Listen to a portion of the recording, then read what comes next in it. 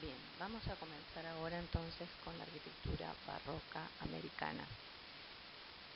Recordemos un poco lo que fue el contexto de la arquitectura europea durante este mismo periodo y tengámosla presente para así entrar entonces en el contexto del barroco, pero ya en territorio americano. Para hablar de arquitectura barroca en América tenemos que circunscribirnos especialmente al siglo XVIII. Si bien en el siglo XVII se encuentran algunas causas, en particular es el siglo XVIII donde vamos a encontrar la mayor producción arquitectónica. Ya estamos aquí en pleno sistema colonial en América. Queda definido así entonces qué es el centro, es decir, España, y qué es la periferia, el virreinato de España en América. Existe por un lado un eje religioso y social en la conquista que tiene que ver con la contrarreforma, y era lo que decíamos cuando veíamos el barroco europeo, que tiene que ver con la persuasión, es decir, con captar fieles, en este caso no que habían sido de la Iglesia Católica, sino fieles que jamás habían pertenecido a ninguna iglesia, es decir, los nativos de América. Pero esa persuasión entraba particularmente al territorio a través de la participación, es decir, se intentaba bajo todas las condiciones que los indígenas participasen de algún modo de los ritos religiosos, de las costumbres y finalmente de la doctrina católica. En este sentido, el barroco prestó un gran servicio como medio de hacer real, hacer posible esta conquista, ya que, como habíamos dicho al principio en la clase de arquitectura europea, el barroco tiene en su seno un énfasis en la vida ritual y festiva, y por tanto en lo escenográfico, en lo teatral y en general, así como hemos visto por ejemplo en el contexto del barroco francés, sobre todo la construcción de una sociedad evasiva, superficial, y que se encarga, digamos, de vestir de todos sus oropeles y adornos a todo lo que tiene que ver tanto con lo palaciego como con la iglesia. Por ejemplo, los artificios efímeros como los arcos triunfales y las procesiones, que son tan caros al sentimiento tanto del barroco italiano como del barroco francés, también encuentra cierta empatía en la expresión cultural base de la identidad americana. Es decir, en los americanos, acostumbrados por otra parte ya desde los prehispánicos, como ustedes han visto en el año anterior, a un sistema ritual procesional y triunfal, por supuesto esto de alguna manera viene a ser una costumbre que no desentona con lo que ellos estaban acostumbrados a ver y a practicar.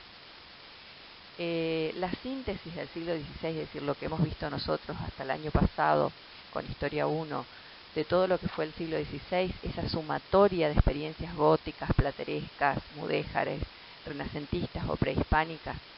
que se habían acumulado de alguna manera, ahora ya no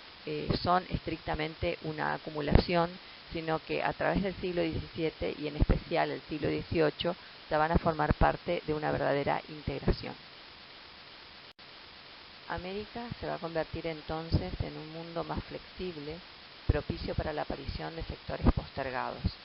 Sectores postergados tanto de la propia península, es decir, ustedes saben que los que han llegado de los barcos, digamos, como conquistadores españoles a América, en general eran hidalgos, es decir, personas que no tenían posición ni alcurnia en sus sociedades de origen, pero que llegados a América empiezan a cobrar una cierta preponderancia en cuanto al poder y en cuanto incluso a títulos. Por un lado, estos sectores postergados, pero por otro lado también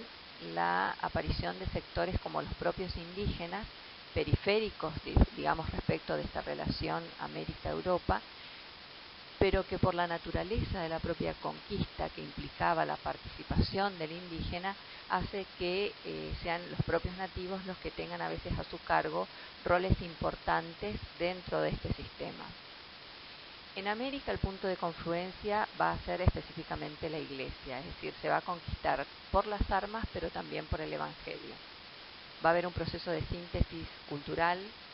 con la participación del indígena a un mundo que le era absolutamente ajeno.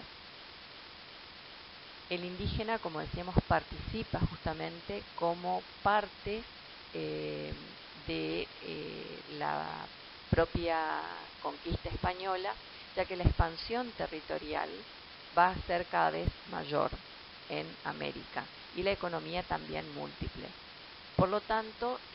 los indígenas van a empezar a tener un papel, un rol protagónico en la toma de decisiones, sobre todo en las zonas marginales de la propia América. Es decir, van a ser de alguna manera subordinados a la corona española, pero ellos mismos van a tener un rol importante dentro de sus comunidades. El barroco va a ser aceptado especialmente en las zonas rurales de América, es decir, de la Nueva España. Va a haber una gran participación de criollos, es decir, de los españoles, de los hijos de españoles que nacieron ya en territorio americano, y de los indígenas. Las resultantes de las producciones arquitectónicas y artísticas en general van a ser menos eruditas, menos ligadas a las normas clásicas, pero sí seguramente más vitales, es decir, más ligadas a lo que tiene que ver con la creación. Porque justamente esta flexibilidad del no encontrarse en el centro, sino encontrarse en la periferia, de alguna manera favorece o propicia la experimentación, es decir, no quedarse con las leyes tal cual vienen de la península, sino que a través de cierta experiencia ir implementando cambios y ciertas creaciones que van modificando y enriqueciendo la experiencia original de base barroca. Los criollos van a propiciar esta síntesis cultural. Ellos mismos ya no se sienten solo españoles, sino que tienen un arraigo bastante importante a su territorio, participan del sistema y, lo que es más importante, incorporan necesariamente al mundo prehispánico, es decir, incorporan al nativo. Bien, en cuanto a las etapas en las que se da la conquista, podemos hablar de una primera etapa, que es la de la zona del Caribe, que es la primera que encuentra justamente Colón, luego la zona ya continental durante la segunda etapa y la bajada por la zona del oeste de América, hacia el Pacífico, hacia el sur, en una tercera etapa. Veremos ahora qué significan cada una de estas etapas dentro del proceso de relación de España con el nuevo continente. La primera etapa, es decir, la etapa insular o del Caribe, que se da básicamente durante el siglo XVI, va a ser la de un proceso de transculturación, es decir, donde la cultura original de base, la cultura española, se transcultura, es decir, se traslada tal cual, prácticamente sin modificación, al territorio que absorbe esta llegada de los españoles. Va a haber un proceso de cambio a través de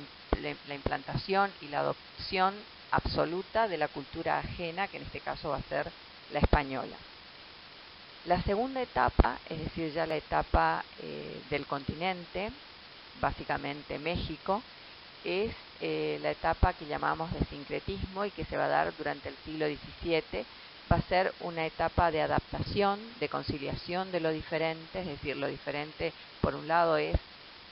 para los indígenas lo diferente va a ser lo español y para lo español lo diferente va a ser lo indígena. Va a haber cierta noción de apariencia o de falsedad, ya que las cosas empiezan a mixturarse, pero todavía con cierta dificultad. Va a haber una sumatoria de elementos diferentes, donde todavía estos elementos pueden identificarse si son españoles o si son indígenas, es decir, es esta etapa segunda, digamos, intermedia, todavía de transición. por último tenemos la tercera etapa, que va a ser la de mestizaje, ya pleno siglo XVIII, y es donde finalmente emerge una nueva entidad con una nueva identidad también, diferente de lo español y de lo indígena, a través de un proceso de corrupción, adulteración de las identidades y entidades originales, mediante la introducción de elementos ajenos a las mismas. Es decir, cuando decimos originales son tanto indígenas como españolas, ¿sí? Y donde ambas se diluyen para que aparezca una nueva, un nuevo elemento que va a involucrar a estas dos identidades y entidades originales. Ese elemento nuevo va a ser finalmente lo que llamamos barroco americano.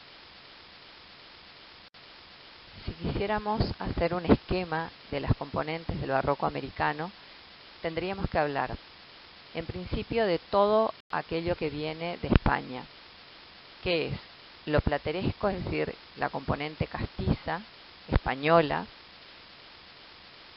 lo gótico isabelino, es decir, lo que le queda de medieval o la componente cristiana de lo español, lo mudéjar o árabe, que es la componente árabe oriental, y todo esto, que es español, va a confluir justamente con las innovaciones renacentistas, manieristas y barrocas que en la propia península habían llegado de una manera muy leve, pero que finalmente se notan en algún punto. Es decir, lo clásico de alguna manera llega también a España. Es decir, todo esto viene con lo español. Y en territorio americano viene a toparse con lo prehispánico, a conjuntarse con otra componente que es la componente americana local, que va a ser lo prehispánico o lo precolombino. Todos estos elementos sumados, pero luego fusionados, van a ser lo que constituya finalmente el barroco americano. Para entenderlo un poco mejor, a las componentes europeas, es decir, románicas, medievales, en el caso español, se le suman las componentes hispanos-musulmanas. Es decir, según lo que dice Chueca Goitia, todo lo español es no solamente hispano, sino también musulmán. Esto se le suma a las componentes románicas, medievales, europeas, y también las otras componentes europeas ya clásicas, como la italiana, por ejemplo. Y luego a esto se le suma la componente prehispánica americana. Ahora bien, lo que es importante es tener en cuenta qué significaba la componente hispano-musulmana según Chueca Goitia, por ejemplo, y que tenía que ver con la arquitectura española. Significaba que había funciones espaciales y temporales discontinuas que se podían expresar en tres elementos: la fragmentación volumétrica, los espacios estratificados por pantallas o planos, la decoración planar y geométrica. Eso es lo que dice Chueca Goitia sobre las componentes hispano-musulmanas, sobre las características principales de lo que él llama la arquitectura española, que nosotros tenemos que considerarla como punto de base que luego se encuentra con la componente prehispánica americana. Simplemente repasando, decíamos que la arquitectura española, con su componente musulmana, tenía como característica, por ejemplo, la fragmentación volumétrica y los conjuntos máclicos, es decir, de interpenetración de volúmenes. Otra cuestión muy importante de la que nos habla Chueca Goitia, y esto repasando lo que ya hemos visto cuando vimos arquitectura barroca española, es el espacio estratificado por pantallas y planos. Esto es la diferencia entre el espacio occidental, el espacio a un punto de fuga, que es el que vemos hacia la izquierda en la parte superior, y el espacio estratificado o por saltos, como es el espacio oriental, que lo vemos hacia la izquierda en la parte inferior. A la derecha vemos cómo esa estratificación de espacios puede darse a veces por pantallas, planos, por pantallas dadas por una sucesión de arquerías, por ejemplo, pero también por la ruptura o la fragmentación de las direccionales.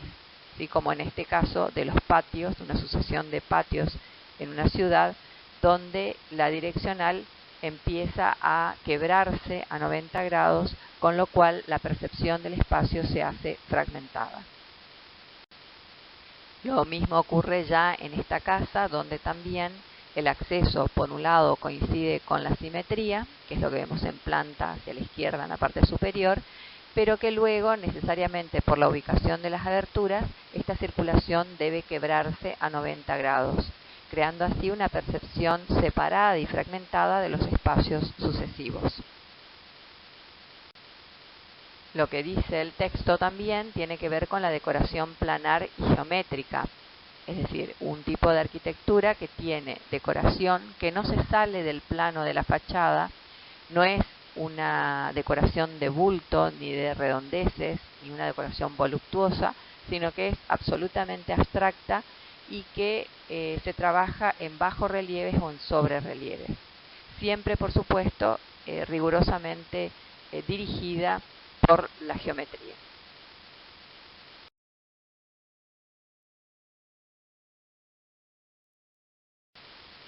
Una cuestión importante en la arquitectura española del barroco es la aparición de la fachada retablo, es decir, esta exposición del retablo que en la mayoría de los casos estaba en el interior de las iglesias hacia la fachada de la iglesia. Esto, que es un antecedente español, aquí lo vemos por ejemplo en San Pablo de Valladolid, sin embargo es muy usado en la arquitectura barroca americana, ya que, como sabemos, los indígenas tenían la costumbre de que sus ritos fuesen al aire libre. Entonces, un modo de avanzar, de llegar con el rito religioso de lo que sería en la parte de atrás del altar en un retablo interior, es justamente llevar ese interior al exterior, ese retablo que era interior originariamente, hacia la fachada, reproduciendo lo que sucedía en madera, pero esta vez en piedra. Los elementos van a ser básicamente los mismos, lo hemos visto también cuando veíamos arquitectura española, es decir, se traslada hacia la fachada un elemento decorativo que va a tener sus propios componentes. Un sotabanco en la parte inferior, un banco sobre este sotabanco, un primer cuerpo, primer piso, luego una banda horizontal a modo de arquitrabe para luego aparecer un segundo cuerpo o segundo piso y finalmente un ático en la parte superior. En el sentido vertical tenemos 3 calles, una central y 2 laterales, que están separados justamente por las entrecalles, que da lugar generalmente a pilares o a pilastras o a estípites, ¿sí? Que son otra forma de pilastras muy españolas, que lo hemos visto también en detalle en la clase sobre arquitectura del barroco español. Aquí vemos el estípite, que es una especie de pilastra, pero con una forma tronco piramidal en su fuste, donde la parte más ancha está en la zona superior de la pilastra, mientras que la parte más angosta está en la parte inferior. Las áreas culturales para mediados del siglo XVIII en América se circunscriben a lo que es México, que es lo que vemos como uno, a la zona de la región andina central, es decir, hacia el Pacífico, la zona del litoral caribeño de centro de Sudamérica y Antillas, que es la 3, la región rioplatense y andino meridional, que sería nuestra zona, la 4, y luego el área de Brasil. Siguiendo esta división, vamos a ver algunas de las áreas más importantes, en este caso México. Tenemos aquí la Catedral de México, que en rigor data del siglo XVI, es decir, que su impronta base es colonial de la primera etapa, pero que sin embargo es una catedral que tiene diferentes etapas y todo un proceso largo que termina en 1813. Es por eso que después, cuando uno mira la fachada, tiene muchos elementos casi ya neoclásicos. Sin embargo, hay elementos barrocos en el interior, sobre todo, y algunos elementos típicos de este tipo de arquitectura, que es una impronta en planta que todavía recuerda mucho a algunas soluciones medievales españolas, como por ejemplo la cabecera poligonal, ¿cierto? El ábside en forma de polígono con contrafuertes, o algunas bóvedas con nervadura. Por otra parte, es una iglesia de tipo salón, que es muy típica en la arquitectura barroca americana. Ahora lo vamos a ver un poquito más con detenimiento, donde la planta se circunscribe a un rectángulo y la noción de cruz latina se pierde en esa gran masa muraria.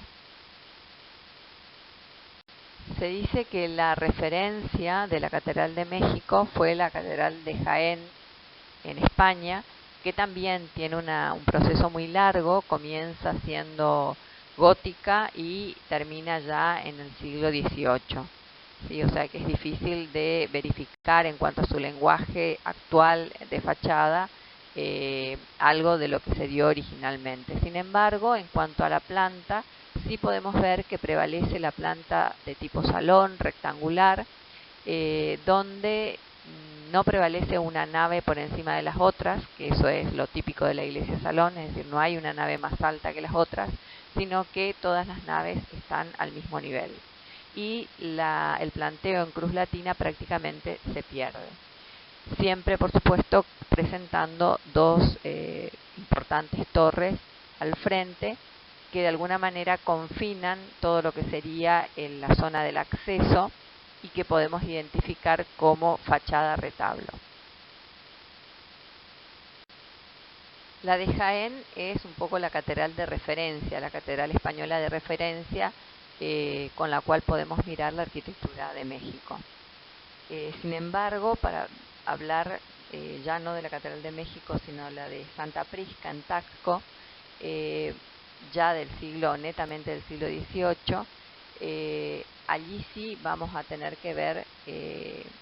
componentes bien identificatorias, como por ejemplo la fachada retablo en la zona central de la composición, mientras que las dos torres se alzan en los laterales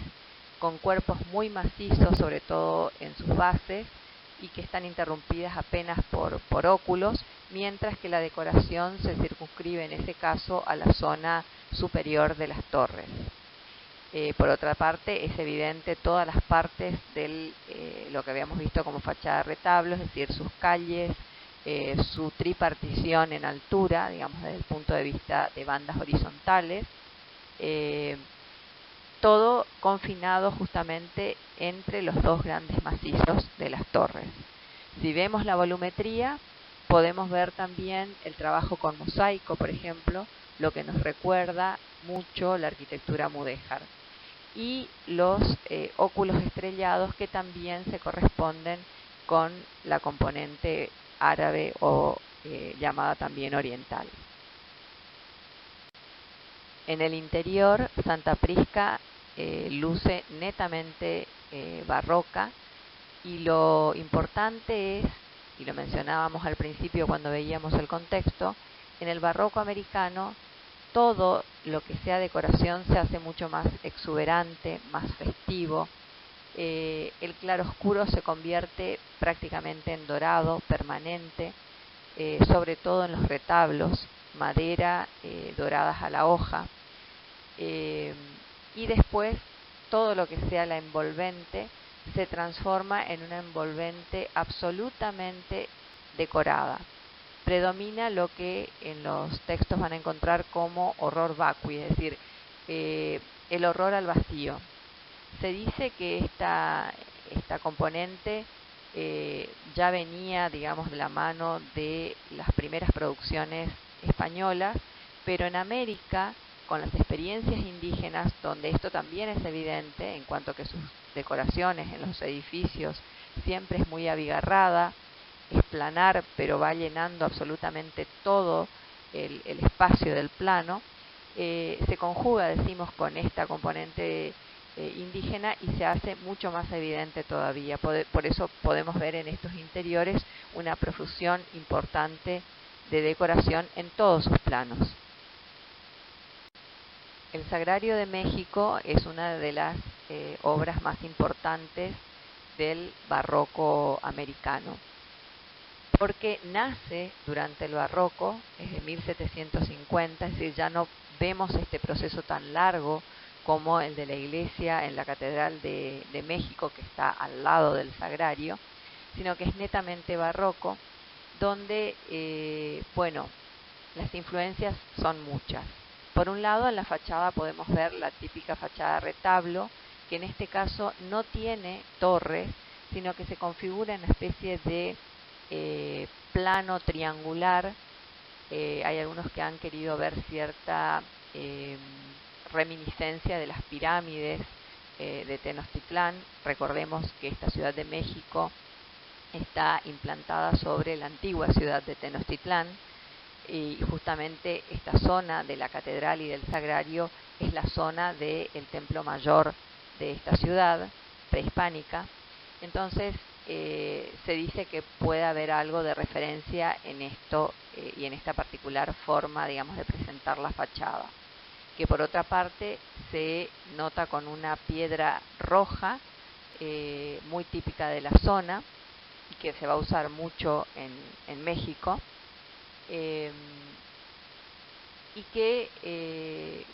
está configurando una planta, ahora lo vamos a ver en la próxima diapositiva, una planta centralizada. Y luego en el interior vemos otro tipo de influencias. En el sentido del espacio tiene mucho que ver con la arquitectura mudéjar, de las mezquitas sobre todo, donde hay una sucesión de bóvedas, con una sucesión de columnas que se corresponden con estas bóvedas y que hacen del espacio, este espacio tamizado o de fragmentos o de planos uno tras otro que van cortando, fragmentando el espacio. En cuanto a su decoración,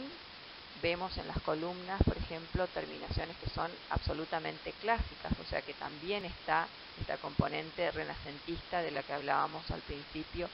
en la diapositiva de las diferentes componentes que hacen al barroco americano. Encontramos entonces la planta que mencionábamos hoy, la planta del Sagrario.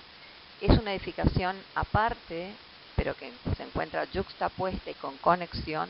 a la iglesia de la Catedral de México. Fíjense que la composición es muy clara, es una composición en cruz griega, centralizada. Se dice que pudo haber algún tipo de influencia de el San Pedro del Vaticano de Bramante, que es la planta original de San Pedro. Y en cuanto a funciones, es una función esta del sagrario muy particular del barroco español. Podemos ver, por ejemplo, en la Cartuja del Paular en España, también un sagrario que se identifica acá con el número 5 y que se corresponde con la iglesia primera, que es la número 4, que se conecta a través de un espacio intermedio con este nuevo espacio que es el del sagrario, propio del barroco europeo, donde se adora al Santísimo y donde hay un espacio especial para la hostia consagrada, digamos que es lo que se venera en este tipo de recintos. Una de las iglesias más importantes del barroco americano, pero a la vez la más singular, es decir, no hay tantas iglesias que tengan esta conformación en América, es la iglesia del Pocito. Bueno, ustedes van a encontrar esto en toda la bibliografía porque es una iglesia muy conocida, es propia del siglo XVIII, es netamente barroca, la hace Guerrero y Torres, de orígenes españoles. Se dice que es probable que su planta haya tenido que ver con algún tipo de inspiración de la planta de un templo romano de Serlio, por ejemplo, publicado por Serlio, y a su vez surge porque se da en un lugar donde había un agua surgente, un pozo natural, que decía que tenía agua bendita porque en algún momento allí apareció la Virgen. Entonces la gente iba, los fieles iban devotos, digamos, a esta fuente para lavarse en sus aguas, y en algún momento incluso fue centro de pestes y de todo tipo de enfermedades, ya que era muchísima la gente que iba hasta ese lugar. Entonces, para resguardarla de alguna manera y hacerlo un poco más controlado el acceso, se hizo, y venerar al mismo tiempo lo que significaba este lugar a nivel simbólico, se hizo la iglesia entonces del Pocito, que debe su nombre justamente a este pozo de agua. La planta tiene que ver con la sucesión de 3 cuerpos circulares, cilíndricos y a su vez con cúpula, donde uno de los cuerpos va a albergar el pocito, el cuerpo central va a ser lo que sería la nave central, y otro de los cuerpos cilíndricos va a albergar la sacristía. Si uno la ve por fuera, hay evidentes rasgos árabes en los óculos estrellados, por ejemplo, en los arcos mixtilíneos de la zona de la cornisa por fuera, en la utilización justamente también de cerámica, que era muy típico de lo mudéjar, siendo que de algún modo la planta podríamos asimilarla a una planta clásica. Sin embargo, si uno mira un poquito mejor el tema de los espacios y la sucesión de espacios, vemos que esta idea de espacios fragmentados propio del barroco español se da también en esta iglesia. Es decir, uno puede entrar al espacio o al cuerpo central, pero no incorpora visualmente ni perceptualmente a los 2 espacios aledaños de la sacristía y del pocito. Es decir, no incluye de un solo vistazo, de una sola percepción, a los 3 cuerpos. Es decir, el espacio se cierra, se ocluye a través de las aberturas que comunican el cuerpo central al pocito o el cuerpo central a la sacristía, y esto sirve como de diafragma y de cierre eventual, digamos, para la llegada, la penetración a cada uno de estos otros espacios. Cada espacio en sí mismo es un espacio independiente, a pesar de su conexión.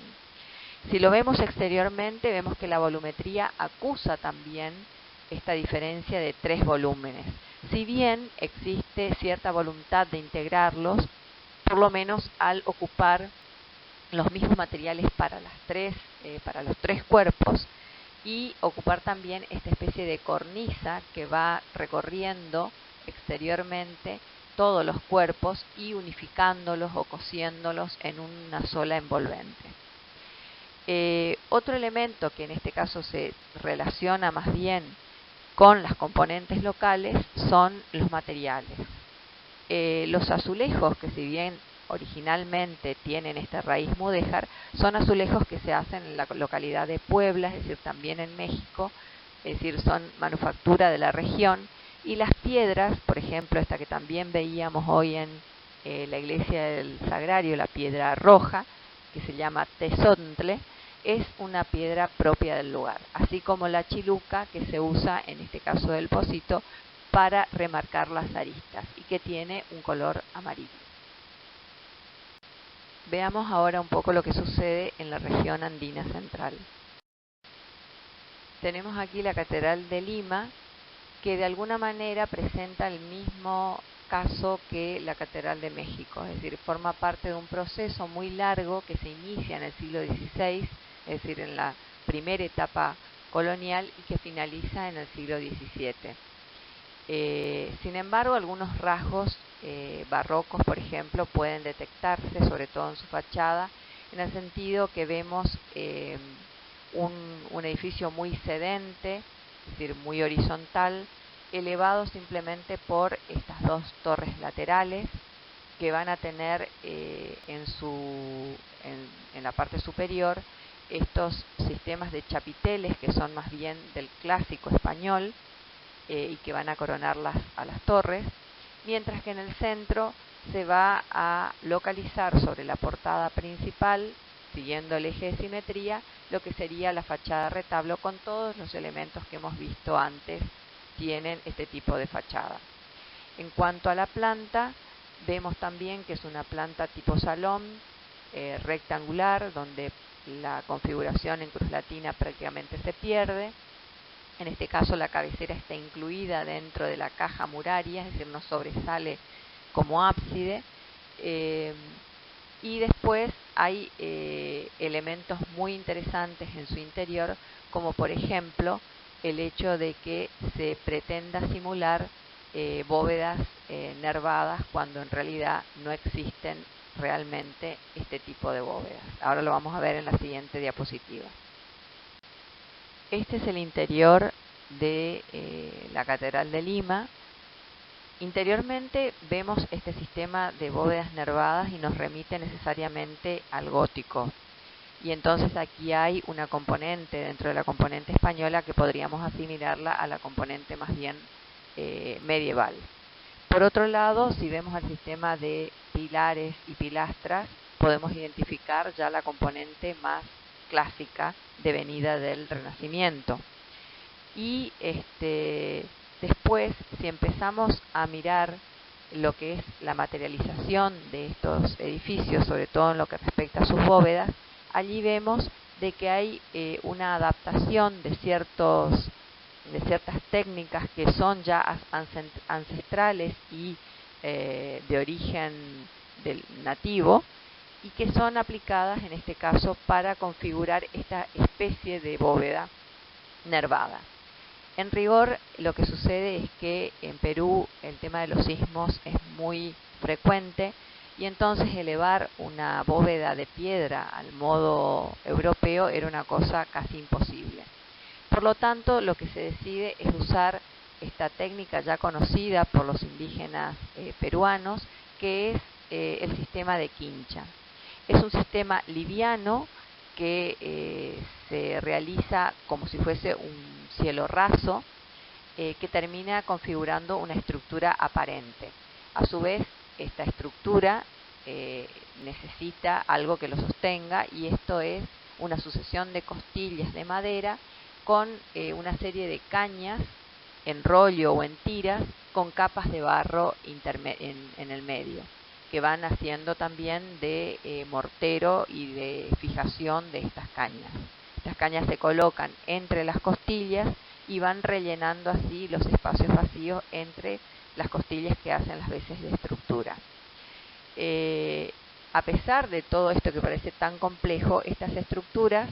usadas, vuelvo a repetir, también por los indígenas ya antes de la llegada de los españoles en sus propias edificaciones, son estructuras muy livianas, y en este sentido no ocasionan el esfuerzo que ocasionaría una bóveda de piedra, por lo que se utilizan remedando lo que sería una bóveda de nervadura. En la iglesia de San Francisco de Lima, por ejemplo, podemos ver de nuevo estos cuerpos muy importantes. Hay que notar de nuevo que esta cuestión sísmica es relevante,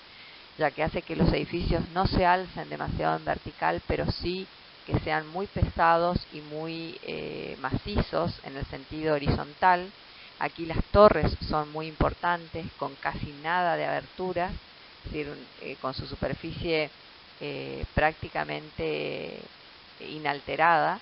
excepto por alguna que otra modificación por estas pilastras que aparecen y este tratamiento como de almohadillado, pero terminan siendo dos grandes contrafuertes importantes, y en el centro sí se va a confinar todo lo que sea la decoración sobre la portada y al modo de una fachada retablo. Lo mismo sucede en la Catedral de Cusco, que si bien también tiene un devenir bastante largo, finalmente se termina para el siglo XVII con las características barrocas americanas de la fachada retablo hacia el centro de la portada. Fíjense, en este caso se hace muy evidente todo lo que sería la caja base, pétrea absolutamente, muy maciza, donde apenas se despegan un poquito las dos torres en los laterales. Y en Cusco también tenemos la iglesia de la Compañía de Jesús de Cusco, que plaza de por medio está prácticamente en la misma zona que la Catedral de Cusco. Acá también dos torres muy macizas, prácticamente sin aberturas en la parte inferior, apenas unos arcos en la parte del medio y luego sí el campanario en la parte superior de las torres, y de nuevo también toda la fachada retablo confinada en el centro de la composición. En este caso sí tenemos una iglesia ya más sencilla y con la configuración de planta en cruz latina mucho más clara. En el litoral caribeño de Centro, Sudamérica y Antillas, es decir, la primer zona que habíamos visto como la primer zona de transculturación y de la conquista, podemos ver sí algunas producciones que se hacen a posteriori, por supuesto, durante el barroco. Lo veremos en la próxima diapositiva. Una de las más importantes es la Catedral de La Habana, ya de pleno siglo XVIII, donde aquí sí vemos un cuerpo central mucho más desarrollado, las torres también macizas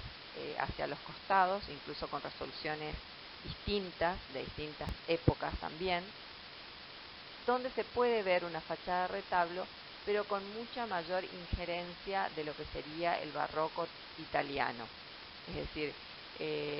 ya no el sistema de fachada de retablo netamente abstracto y planar que podíamos ver en la arquitectura devenida de España, sino que aquí hay algún tipo de relación con lo que sucede, por ejemplo, en el barroco italiano. Si bien algunas componentes, como los óculos estrellados, que son propios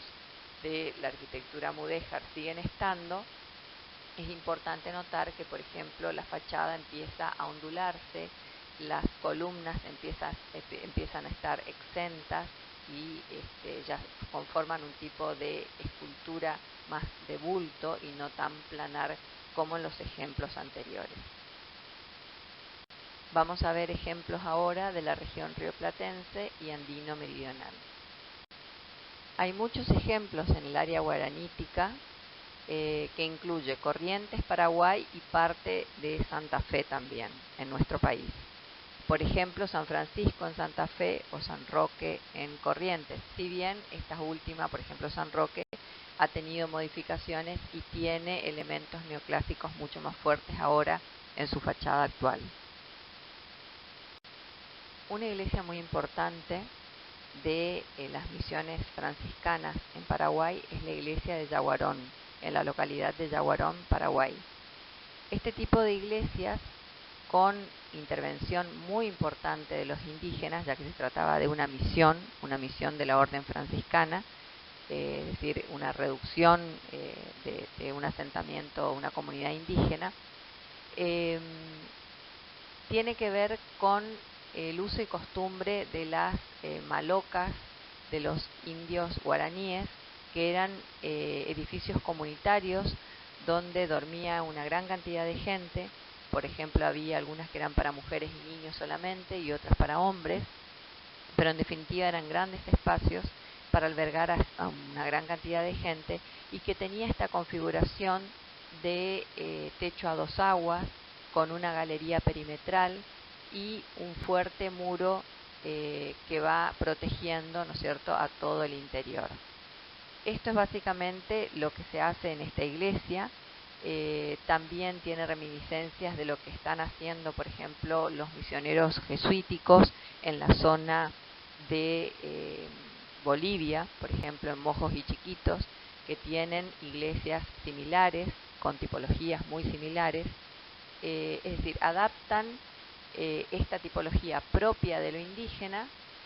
al punto que, por ejemplo, el campanario se coloca en un mangrullo, también con techo de tejas a cuatro aguas y con una estructura de madera, e interiormente empiezan a aparecer algunas componentes que son más bien identificables como lo que entendemos nosotros como verdaderamente barrocas. ¿Qué es lo barroco en Yaguarón? Bueno, por un lado, la decoración, la imaginería tallada en madera con colores muy fuertes, muy festivos, un poco lo que decíamos hoy cuando hablábamos del contexto, es decir, el indígena en general vive en un mundo colorido de flores, frutos, vegetales en general, donde por un lado, este entorno y la inocencia de su propia cultura hace que estos colores prevalezcan en toda su producción. El barroco, de algún modo, como decíamos también, aún en España, tenía estos componentes importantes: el dorado, la luz, el color, el juego con esta policromía. Entonces se une una cosa y otra y se empieza a armar este mundo, digamos, casi fantástico, que en el interior de una iglesia como la de Yaguarón, tan simple por fuera, tan austera, sin embargo, empieza a mostrarnos un mundo diferente. Por ejemplo, en el caso del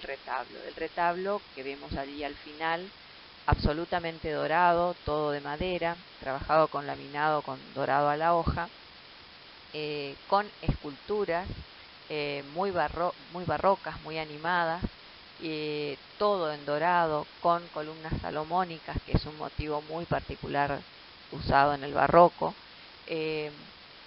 Se encuentra como separado del resto del espacio, de todo lo que sería el espacio de la iglesia de Dos Aguas,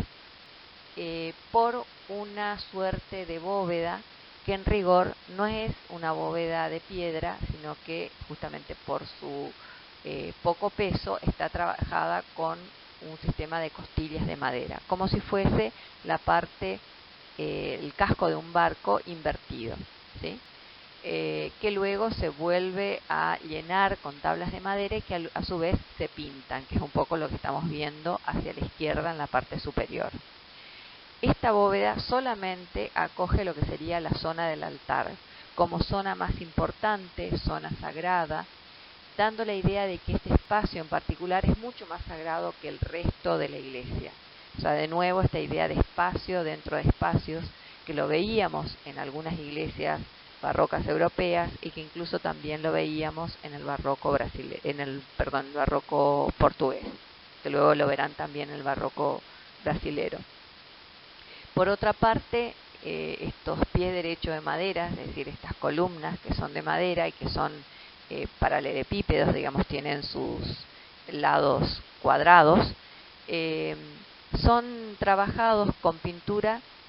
con unas diagonales que las van atravesando, como si intentasen que estas aristas se borraran y formaran parte de una especie de columna salomónica o al menos circular, es decir, tratando de ser una cosa que no son. De nuevo esta idea de simular algo real en otra cosa, o sea, cambiar la naturaleza de algo, de algún modo fantasear, mostrar algo fantástico, algo diferente de lo que es realmente. Lo mismo sucede en los techos. Ahora vamos a ver un poco lo que sucede en las cubiertas a dos aguas en la próxima diapositiva. Fíjense, todo el sistema de techos, de cabriadas, que los podemos notar, sin embargo está absolutamente pintado, como intentando que esta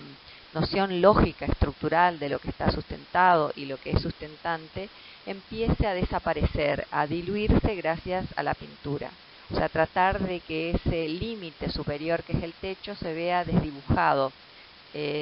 difuminado, ¿sí? Hasta prácticamente desaparecer con la poca luz.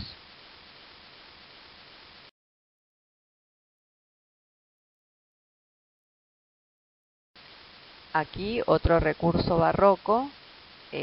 miremos particularmente la diapositiva hacia la derecha y vamos a ver cómo esta suerte de arco que vemos aquí, tanto de frente como hacia el lateral, es un arco hecho solamente en madera, ¿sí? Como si fuese un trabajo de marquetería, como si fuese un escenario fabricado como unas bambalinas que se montan para servir de escenario a otra cosa. O de nuevo esta idea de teatro, de lo ficticio, de lo que no es real, cubriendo lo que sí es real. O sea, el límite, a pesar de que sabemos que el límite es este grueso muro pintado de blanco que vemos aquí en el lateral, el límite parecería ser estas columnas, que son estructurales realmente, que se encuentran un poquito desfasadas y más hacia adentro que el muro real. Y estas columnas a su vez se conectan con las otras a través de este sistema de arcos pintados sobre madera, que están solamente hechos en madera y que no tienen ningún tipo de función estructural y solamente tienen la intención de simular un límite que se traspasa, digamos, un límite que aparentemente es, pero que finalmente uno se da cuenta que llegando ahí tampoco es el límite, sino que el verdadero límite está en el muro blanco. El área preincaica del noroeste en la Argentina es similar también a la del norte de Chile y sur de Bolivia. Son construcciones que se hacen en un clima muy extremo, donde hace muchísimo calor durante el día y muchísimo frío durante la noche. Para que nos demos una idea, en nuestro país sería Salta, Jujuy, Catamarca. Son iglesias muy austeras, muy macizas, en la mayoría de las veces, de los casos hechas de barro y con encalado, nada más para mantenerlas blancas, que normalmente tienen 2 torres, o a veces una que les sirve de campanario, un arco cobijo o algún tipo de portal en el centro, una zona amurallada de tipo atrio fortificado, como las que veíamos el año pasado, por ejemplo en Historia 1, cuando veíamos estos conventos fortificados o los nuevos programas. De algún modo aquí se replica ese sistema como de convento, con algunas variantes entre sí, pero que repiten esta idea de elementos macizos, portantes, con muros gruesos, de mucha inercia térmica, y que en general son de poca dimensión y muy austeras en su decoración.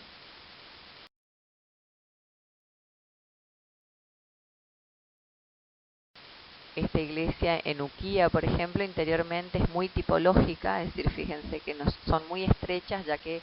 todo este sistema de par y nudillo, que es el sistema de cabriada de madera que se usa, no da lugar a grandes luces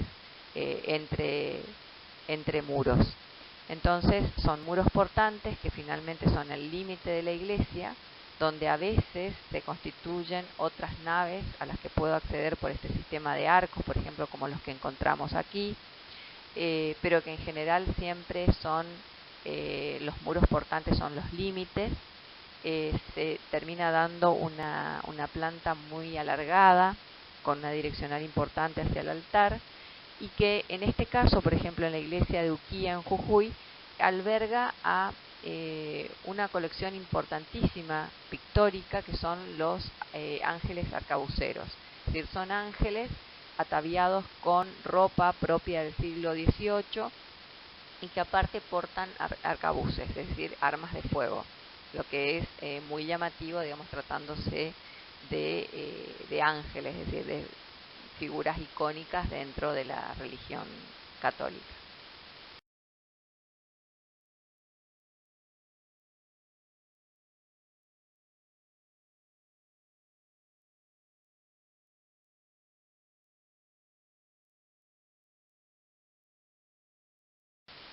Y para ver el programa residencial vamos a ver una iglesia, una casa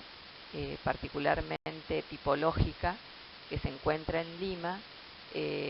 solamente como muestra de cómo se da este barroco americano tipológicamente en la vivienda. En este caso vamos a hablar del Palacio de Torre Tagle, que es una vivienda aristocrática, es decir, que pertenece a lo que sería un noble, pero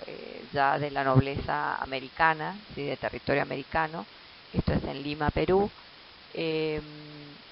Es una vivienda de patio con tipología andaluza. Y es muy identificable esta tipología porque cambia absolutamente de la concepción de patio pompeyano que nosotros veíamos, por ejemplo, en la Roma imperial, ¿sí? O en las casas pompeyanas, justamente,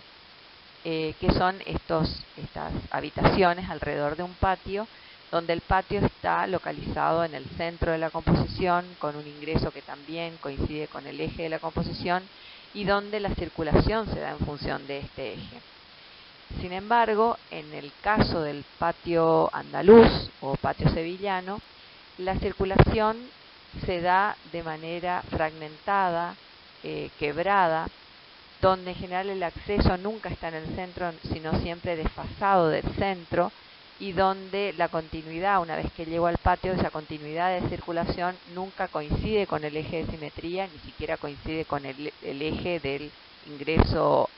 delantero, sino que siempre se desfasa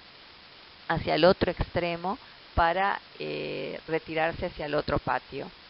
Con lo cual, necesariamente la direccional se quiebra, la direccional tanto desde el punto de vista funcional como desde el punto de vista perceptual, lo que hace que el espacio se fragmente.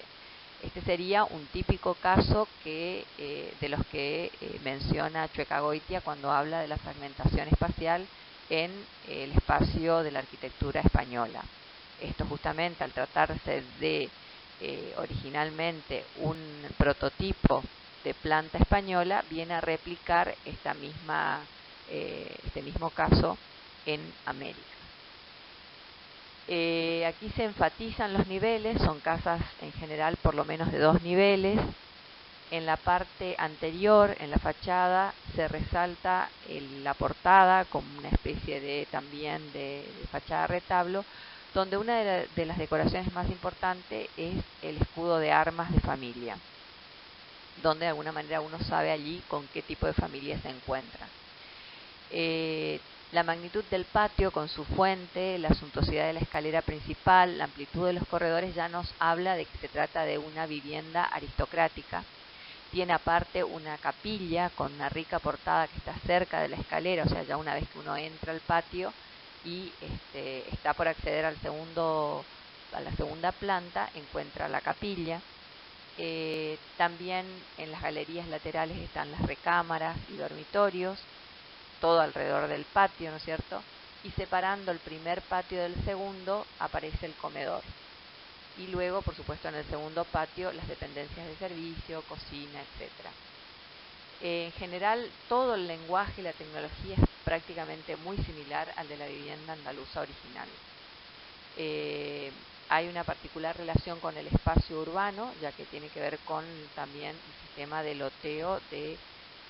las ciudades ya de tipo español. Bueno, aquí las 2 plantas del Palacio del Marqués de Torre Tagle, donde se da esta fragmentación de la circulación, este quiebre de la circulación y con ello la fragmentación espacial de la que hablábamos cuando veíamos las invariantes planteadas por Chuecagoitia. En la fachada volvemos a ver una portada muy importante,